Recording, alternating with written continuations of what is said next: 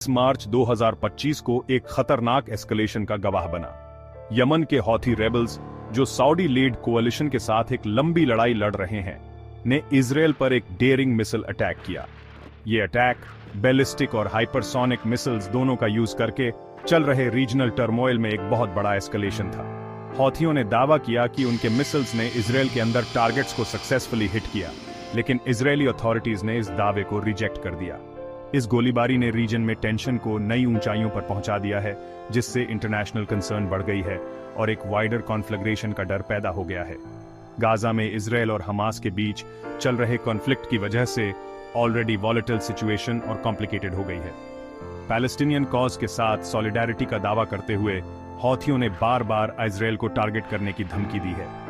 उनके latest actions उन threats को पूरा करते दिख रहे हैं। यूनाइटेड स्टेट्स, जो इजरायल और सऊदी अरेबिया दोनों का स्टॉन्च एलाई है, खुद को इस मल्टीफैसेटेड कॉन्फ्लिक्ट में डीपली एम्ब्रॉयल्ड पाता है। यमन में हाल ही में हुए यूएस एयर स्ट्राइक्स, जिनका मकसद हौथियों को कमजोर करना था, बैकफायर करते दिख रहे हैं, जिससे ये रिटेलिएटरी अटैक हुआ। यूएस अब एक ऐसे कॉन्फ्लिक्ट को कंटेन करने के डॉन्टिंग टास्क का सामना कर रहा है, जो कंट्रोल से बाहर होने का खतरा पैदा करता है। इस लेटेस्ट डेवलपमेंट ने मध्य पूर्व में अलायंसेस और राइवलरीज के ऑलरेडी इंट्रिकेट वेब में कॉम्प्लेक्सिटी की एक नई लेयर ऐड कर दी है। अटैक के इमीडिएट आफ्टरमैथ में कन्फ्लिक्टिंग नैरेटिव्स देखने को मिली।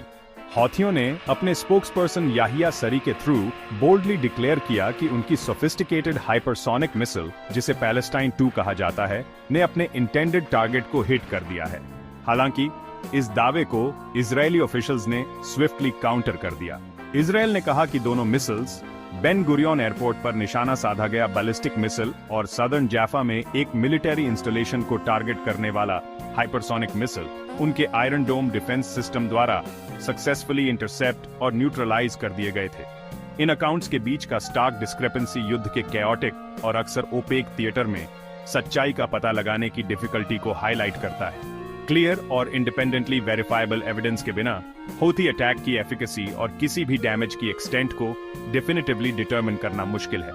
क्लैरिटी की ये कमी अनसर्टेनिटी को बढ़ाती है और स्पेकुलेशन को फ्यूल करती है, पोटेंशियली टेंशंस को बढ़ाती है और सिचुएशन को डी एस्केलेट करने के एफर्ट्स को कॉम्प्लिकेट करती है।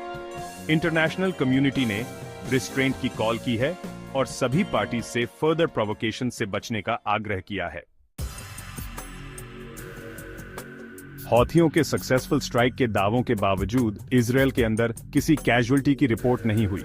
जेरूसलम, टेल अवीव और वेस्ट बैंक में साइरन्स बजती रहीं, जिससे सिविलियंस मिसाइल्स के अप्रोच होने पर कवर के लिए भागने लगे। कैजुअल्टीज ना होना रिलीफ की बात तो है, लेकिन सिचुएशन की ग्रेविटी को कम नहीं करता। ये अटैक एक डेंजरस प्रेसिडेंट सेट करता है। हौथियों ने इजरायल के हार्ट पर स्ट्राइक करने की अपनी विलिंगनेस दिखाई है और उनकी ग्रोइंग मिसाइल कैपेबिलिटीज एक सिग्निफिकेंट थ्रेट हैं। ये अटैक गाजा में वायलेंस के एक न्यू वेव के बीच आया। ये बात अलार्म की फीलिंग को और बढ़ा देती है।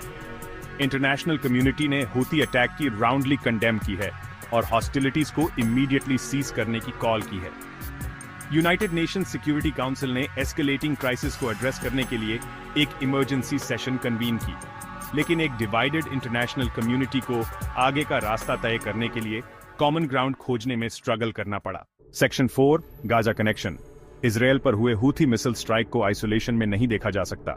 ये ऑनगोइंग इजरायली पैलेस्टीनियन कॉन्फ्लिक्ट, खासकर गाजा की डायर सिचुएशन के साथ डीपली इंटरट्वाइंड है। 2023 के लेट में मेजर हॉस्टिलिटीज के रिज्यूम होने के बाद से गाजा वायलेंस और सफरिंग का फोकल पॉइंट बन गया है।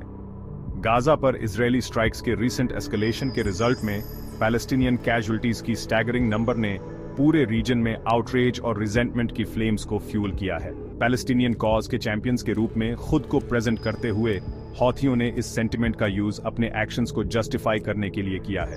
कॉन्फ्लिक्ट्स का ये लिंकेज हौथियों द्वारा इजरायल पर अपने अटैक्स को पैलेस्टीनियंस के साथ सॉलिडारिटी के एक्ट्स के रूप में फ्रेम करने के साथ एक डेंजरस डेवलपमेंट है। इससे इजरायल के यमेनी कॉन्फ्लिक्ट में और उलझने का खतरा है, साथ ही गाजा में वायलेंस भी एस्केलेट हो सकती है। सेक्शन 5 ईरान का साया। इस वॉलेटाइल सिचुएशन पर ईरान का साया मंडरा रहा है। इस्लामिक रिपब्लिक, जो इजरायल और सऊदी अरेबिया दोनों का स्टॉन्च ओपोनेंट है, पर लंबे समय से हौथियों को मटेरियल और लॉजिस्टिकल सपोर्ट प्रोवाइड करने का आरोप लगाया जाता रहा है। जबकि हौथी अपनी इंडिपेंडेंस मेंटेन करते हैं, ग्रुप पर आयरेनियन इन्फ्लुएंस की एक्सटेंट डिबेट का विषय बनी हुई है।